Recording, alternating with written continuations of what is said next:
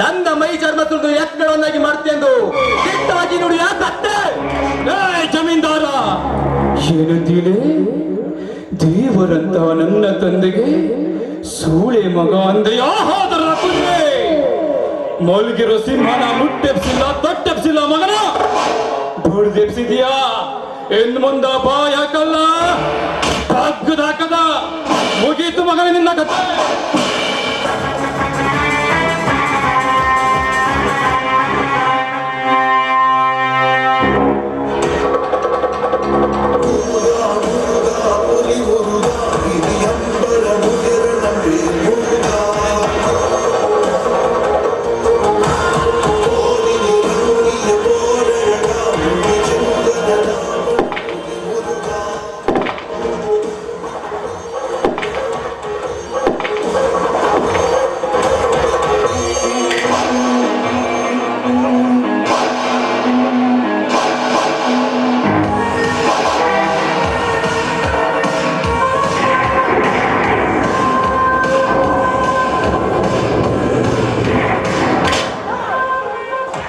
ಮೊದಲ ಹುಲಿ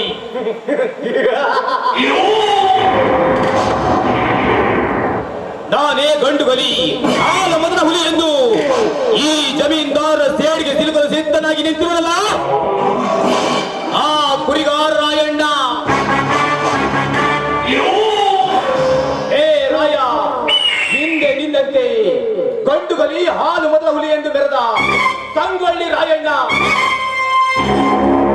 ತನ್ನ ಮಾವನ ಮೋಸದ ಬಲೆಯಲ್ಲಿ ಸಿಕ್ಕು ಕೆಂಪು ಮೂತಿ ಪಿರಂಗಿರ ಕಪಿ ಮುಷ್ಟಿಯಲ್ಲಿ ಸಿಕ್ಕು ಸತ್ತು ಸುಡುಗಾಡು ಸೇರಿದಂತೆ ಇಂದು ನೀನು ಈ ಜಮೀನ್ದಾರರ ಕಪಿ ಮುಷ್ಟಿಯಲ್ಲಿ ಸಿಕ್ಕು ಸತ್ತು ಸುಡುಗಾಡು ಸೇರುವೆ ಈ ಜಮೀನ್ದಾರರ ಕೈಯಲ್ಲಿ.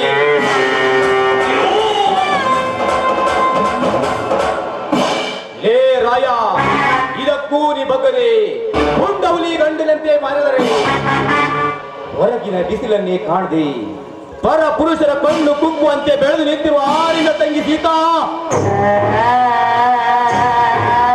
ಮುಂದೆ ಈ ಜಮೀನ್ದಾರನ ಅರಮನೆಯ ದಾಸಿ.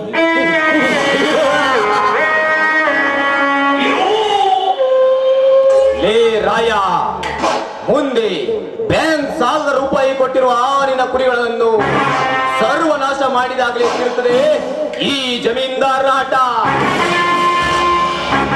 ಶೆಟ್ಟಿ, ಲೇ ಶೆಟ್ಟಿ,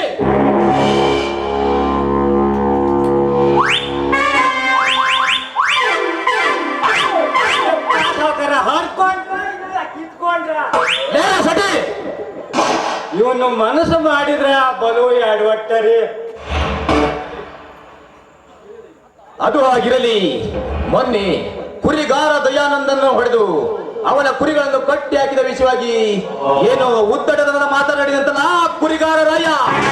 ಆ ದಯಾನಂದ ಏನು ಮಾತಾಡಿಲ್ರಿ ಅಪ್ಪ, ಆ ದಯಾನಂದನ ಮಗ ಅದನಲ್ರಿ ಆ ರಾಯಣ್ಣ ಬಾಳ ಮಾತಾಡನ್ರಿ ಅಪ್ಪ, ಬಾಳ ಮಾತಾಡ. ಏನೆಂದು ಮಾತನಾಡಿದಲೇ ಆ ಬಡಕುನ್ನಿ? ಅವ ಮಾತಾಡಿದ್ ನೆನ್ಸ್ಕೊಂಡ್ರ ನಮ್ ಕಡ್ದ ಹೆಡ್ಗೆ ತುಂಬಿದ್ರೆ ನಮ್ ಸಿಟ್ಟಿರೋದ್ರಿ ಹೆಂಗ್ ಮಾತಾಡನ್ರಿ ಅಪ್ಪ. ಏನೆಂದು ಮಾತನಾಡಿದನು ನೇರವಾಗಿ ಬಗಲೇ? ಅವ ನಮ್ಮ ತಂದೆಯನ್ನು ಹೊಡೆದು ನಮ್ಮ ಕುರಿಗಳನ್ನು ಕಟ್ಟಿ ಹಾಕಿದಾರಲ್ಲ ಕೆಟ್ಟ ಜಮೀನ್ದಾರ ಅವನನ್ನ ಅಡ್ಡಡ್ಡ ಉದ್ದುತ್ತ ಸಿಗಳಿ ತೋರಣ ಕಟ್ಟಿದ್ರಿ ಹೋಯಪ್ಪ. ಏನು ನನ್ನನ್ನೇ ಉದ್ದುತ್ತ ಸಿಗಳಿ ತೋರಣ ಕಟ್ಟೆ ಎಂದು ಪುಂಡನಂತೆ ಮಾತಾಡಿದೆ ಆ ಬಡಕುನಿ? ಹೋಯಪ್ಪ, ಈಗ ನಿಮ್ ಕೈ ಕಾಲು ಕಡ್ದು ಎಲ್ಲ ಗುಡ್ದ ಭಿಕ್ಷೆ ಬೇಡ ಅದು ಅಲ್ದ ಮನೆಗೆ ಬಂದು ಜಾಮೂನ್ ಹರಕೆ ಕೋಣ ಕಡ್ದಂಗ ಇವ್ರ ಒಡ್ಡಾಡಿ ಕಡಿತಾನ ಒಂದನ ಹೋಯಪ್ಪ. ಏನು ನನ್ನ ಮನೆಗೆ ಬಂದು ನನ್ನನ್ನೇ ಓಡಾಡಿಸಿ ಕಳಿತೀನೆಂದು ಪುಂಡನಂತೆ ಮಾತನಾಡಿದನೆ ಆ ರಾಯ?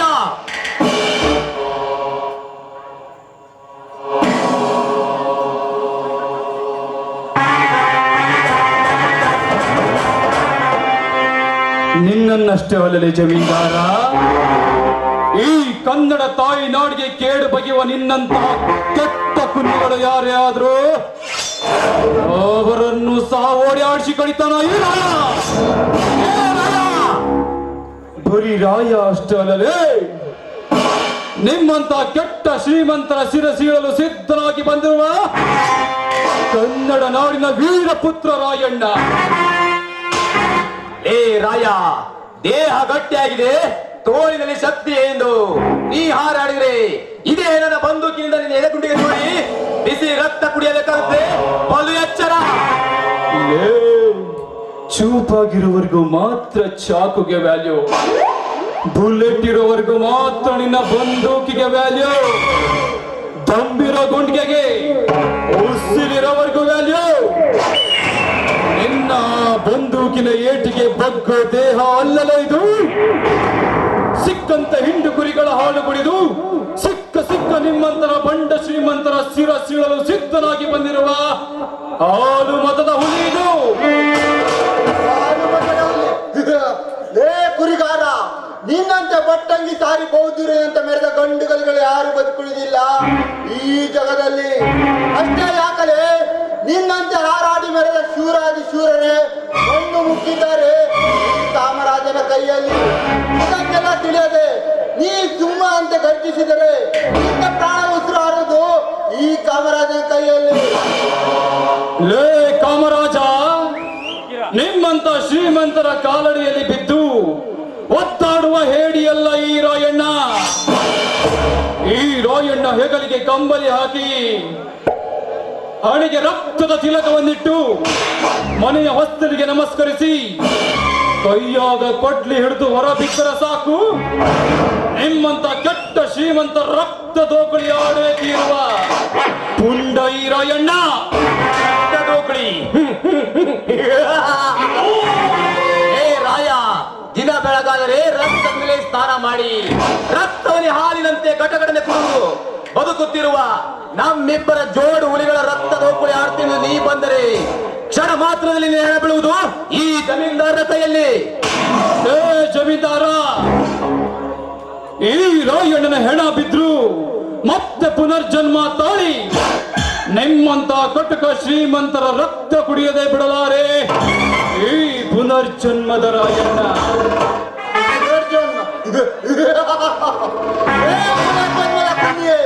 ನಿನ್ನಂತ ಸಾವಿರಾರು ಪುನರ್ಜನ್ಮದ ಕುನ್ನಿಗಳಿಗೆ ಮಣ್ಣು ಮುಕ್ಕಿಸಿದ್ದಾನೆ ಈ ಬಹುದೂರ್ ಬಂಟ ಕಾಮರಾಜ. ಇದನ್ನೆಲ್ಲ ನೀ ತಿಳಿಯದೆ ಪುಂಡನಂತೆ ಹಾರಾಡಿದರೆ ನಿನ್ನ ಪ್ರಾಣದ ಉಸಿರು ಹಾರುವುದು ಈ ಕಾಮರಾಜನ ಕೈಯಲ್ಲಿ. ಏ ಕಾಮರಾಜ, ಎದೆ ಗಟ್ಟಿಗೈತಿ ಅಂತ ಟಚ್ ಮಾಡಕ್ ಹೋಗ್ಬೇಡ. ನನ್ನ ಮೈಯಾಗ ಎಷ್ಟು ಪವರ್ ಐತಿ ಅಂತ ಚೆಕ್ ಮಾಡಕ್ ಹೋಗ್ಬೇಡ. ಶೇಕ್ ಆಗೋಗ್ತೀಯ. ತಂದೆ ತಲೆ ಹೊಡಿತಾರೆ, ತಾಯಿ ಬೆನ್ನು ಹೊಡಿತಾರೆ, ಮೇಡಮ್ ಕೈ ಹೊಡಿತಾರೆ, ಮೇಷ್ಟ್ರ ಕಾಲಿ ಹೊಡಿತಾರೆ. ರಾಯಣ್ಣ ಎದ್ದೆಗೆ ಹೊಡೆಯೋದು. ಎದುರಿಗೆ ಬರೋದ್ಕಿಂತ ಮುಂಚೆ ಎದೆ ಗಟ್ಟಿಗೈತಿ ಅಂತ ಮುಟ್ ನೋಡ್ಕೋ. ಈ ರಾಯಣ್ಣನ ಪ್ರಾಣದ ಉಸಿರು ನಿಲ್ಲುವುದಕ್ಕಿಂತ ಪೂರ್ವದಲ್ಲಿ ಹೊರಿದು ತಿನ್ನುವೆ ನಿನ್ನ ಕೊಬ್ಬಿದ ದೇಹವನ್ನ. ಏ ರಾಯ, ಆಗ ತಿಳಿತೈತಿ ಈ ರಾಯಣ್ಣನ ತಾಕತ್ತೇನು ಅಂತ. ಏ ಮಾತಿಗೆ ಮಾತು ಬೆಳೆಸಿ ಸಿಡಿದೆಬ್ಬಿಸಬೇಡ ಈ ಶ್ರೀಮಂತ ಸಿಂಹವನ್ನು. ಮರ್ಯಾದೆಯಿಂದ ಇಲ್ಲ ಹೊರಟೋಗು. ಬಂದಿಲ್ಲ ಜಮೀನ್ದಾರ. ನನ್ನ ತಂದೆ ಮ್ಯಾಲ ಕೈ ಮಾಡಿದ ನಿನ್ನ ಕೈ ಕಡ್ದು ನಿನ್ನ ಮೈ ಚರ್ಮ ಸುರಿದು ನನ್ನ ಅಪ್ಪಾಜಿ ಮೆಟ್ಟು ಎಕ್ಕಡ ಮಾಡಿಸಿದಾಗಲ ನನ್ನ ಆತ್ಮಕ್ಕೆ ಶಾಂತಿ. ಎಕ್ಕಡ. ಏ ರಾಯ, ಆ ಕೆಟ್ಟ ಸೂಳೆಯ ತಂದೆಗೆ ನನ್ನ ಮೈ ಚರ್ಮ ಸುರಿದು ಎಕ್ಕಡವನ್ನಾಗಿ ಮಾಡ್ತೆಂದು ಕೆಟ್ಟವಾಗಿ ನುಡಿಯ ಕತ್ತೆ. ಜಮೀನ್ದಾರ, ಏನಂತೀಲೆ? ದೇವರಂತ ನನ್ನ ತಂದೆಗೆ ಸೂಳೆ ಮಗ ಅಂದೆಯಾ? ಹೋದರ ಕುದುರೆ ಮಲ್ಗಿರೋ ಸಿಂಹನ ಮುಟ್ಟೆಪ್ಸಿಲ್ಲ, ತೊಟ್ಟೆಪ್ಸಿಲ್ಲ ಮಗನ. ಬುಡ್ದೆಪ್ಸಿದ್ಯಾ? ಇನ್ ಮುಂದ ಬಾಯ ಕಲ್ಲ ಹಾಕದ ಮುಗೀತು ಮಗನ ನಿನ್ನ ಕಥೆ.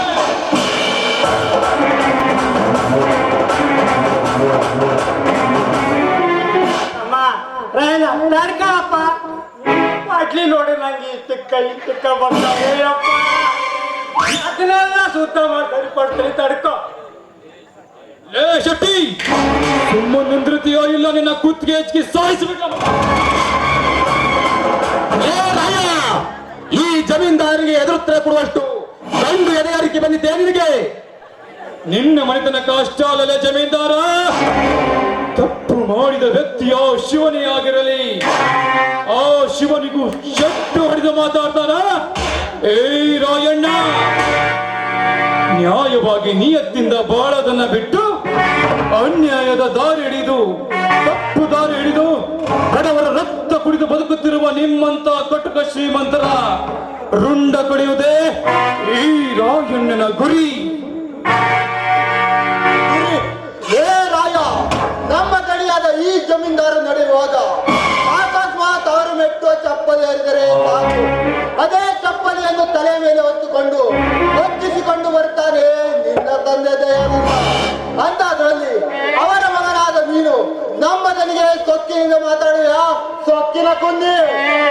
ಏ ಕಾಮರಾಜ, ನಿಮ್ಮಂತ ಶ್ರೀಮಂತರಿಗೆ ಗುಲಾಮರಾಗಿ ಬಿದ್ದು ನಿಮ್ಮಂತ ಕೆಟ್ಟ ಶ್ರೀಮಂತರ ಚಪ್ಪಲಿಯನ್ನ ತಲೆ ಮೇಲೆ ಹೊತ್ತುಕೊಂಡು ಹಚ್ಚಿಸ್ಕೊಂಡು ಬರಾಕ ಇದೇನು ದ್ವಾಪರ ಯುಗ ಅಲ್ಲಲೇ, ಇದು ಕಲಿಯುಗ.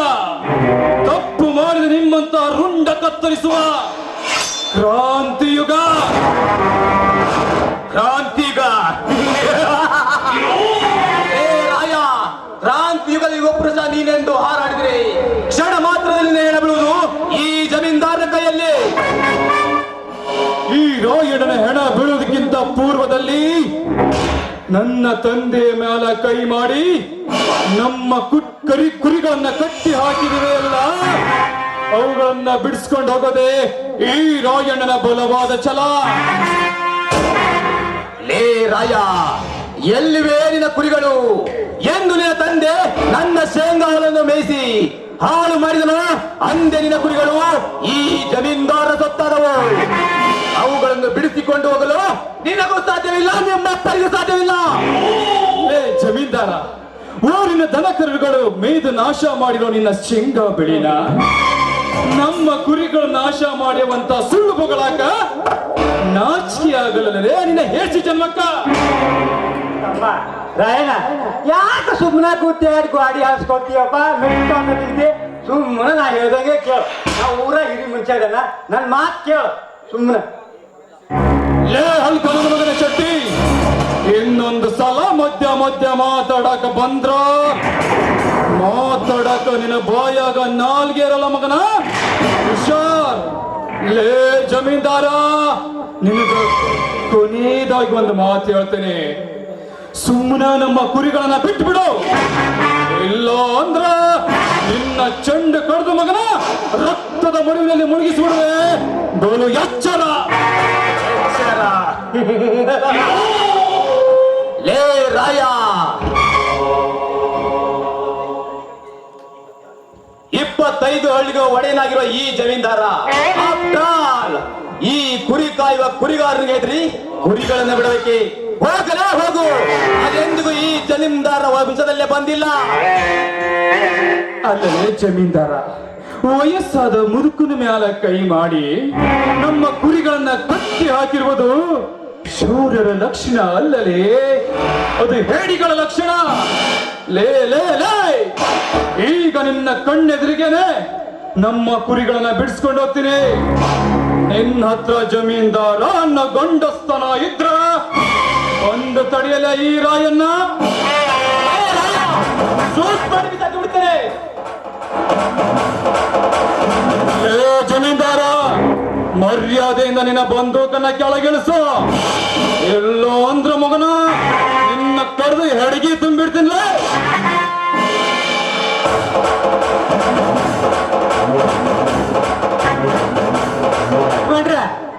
ಪವರ್ ಆ ರಾಯಣ್ಣ ತೋರ್ಸ್ಬೇಕಾಯ್ತ್ರಿ, ಭಾರಿ ಮಜಾ ಇತ್ತು. ಈ ಜಮೀನ್ದಾರನ ಪವರ್ ತೋರಿಸಿ ಅವನ ಹೆಣ ಪತ್ತೆಗೆ ಪಾತಾಳಕ್ಕೆ ಕಳಿಸುತ್ತಿದ್ದೆ ಶೆಟ್ಟಿ. ಆದರೆ ಇಲೆಕ್ಷನ್ ಹತ್ತಿರ ಬಂದಿರುವುದರಿಂದ ಸುಮ್ಮನಿರಬೇಕಾಯಿತು. ಉಳ್ಕೊಂಡು ರೋಡ್ ನೋಡ್ರಿ ಆ ಮಗ, ಇಲ್ಲ ಅಂದ್ರ ಅವ್ನು ರುಂಡ ಅಲ್ಲಿ ಹೋಗ್ಬೋದತ್ತ. ನೀವೇನು ತಲೆ ಕೆಡ್ಸ್ಕೋಬೇಡಿ ಜಮೀನ್ದಾರೆ, ಅವನನ್ನ ನಾನ್ ನೋಡ್ಕೊಳ್ತೀನಿ. ಹಾಗಾದ್ರೆ ನೀವಿಬ್ಬರು ಹೋಗಿ ಆಳುಗಳಿಗೆ ಪೇಮೆಂಟ್ ಮಾಡಿ, ನಾನು ಆಮೇಲೆ ಬರುತ್ತೇನೆ.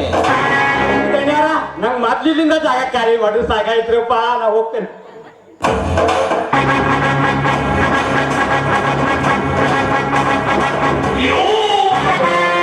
ಅಣ್ಣ, ಏನ್ ವಿಚಾರ ಮಾಡ್ತಾ ನಿಂತಿದ್ಯಾ? ಹಾ ತಂಗಿ, ಕಾಲೇಜಿಂದ ಈಗ ಬಂದೇನವ? ಹೌದಣ್ಣ, ಈಗ ತಾನೇ ಬಂದೆ. ಹಾ ತಂಗಿ, ಅಂದ ಹಾಗೆ ನಿನ್ನ BSc exam final year result ಏನಾಯ್ತು? ಅಣ್ಣ ಮೊದಲು ಒಳಗಡೆ ಹೋಗಿ ಕಾಫಿ ತರ್ತೀನಿ, ಆ ನಂತರ ಮಾತಾಡ. ಆಯ್ತು ತಂಗಿ. ಹಾ.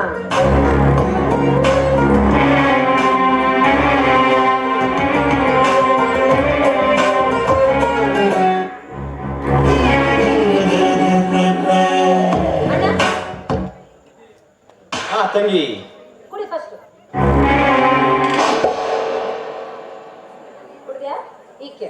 ಹಾ ಈಶ್ವರಿ, ಅಂದ ಹಾಗೆ ನಿನ್ನೆ ನಿನ್ನ final year exam BSc exam result ಏನಾಯ್ತು? ಪ್ರತಿ ವರ್ಷದಂತೆ ಈ ವರ್ಷ ಕೂಡ ಫಸ್ಟ್ ಕ್ಲಾಸ್ ಅಲ್ಲಿ ಪಾಸ್ ಆಗಿದ್ದೀನಿ. ಆಶೀರ್ವಾದ ಮಾಡೋಣ. ಹಾ, ಎದ್ದೇಳು ತಂಗಿ. ನನಗೆ ಚೆನ್ನಾಗಿ ಗೊತ್ತು, ನೀನು ಪ್ರತಿ ವರ್ಷದಂತೆ ಈ ವರ್ಷವೂ ಕೂಡ ಪ್ರಥಮ ಸ್ಥಾನದಲ್ಲಿ ಬಂದು ಈ ನನ್ನನಿಗೆ ಕೀರ್ತಿ ತರ್ತಿ ಅಂತ ನನಗೆ ಚೆನ್ನಾಗಿ ಗೊತ್ತು.